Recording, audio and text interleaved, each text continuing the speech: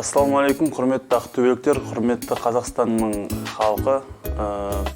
Бүгінгі уақытта сіздермен осы қуанышты жағдаймен бөліскім келіп отыр.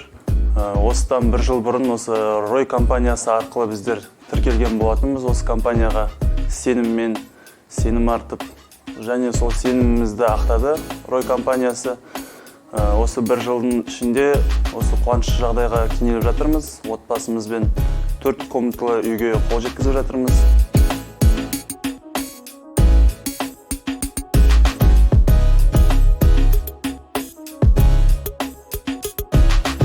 Рой компаниясына көп рахмет айтқым келеді. Және осы Қазақстанның әрбір халқына осындай қуанышты жағдайды тілеймін. Әрбір отбасы осылай баспаналы болсын деп тілеймін. Сол себептен осы Рой компаниясына сенім артсын деп осы Қазақстан халқын шақырамын.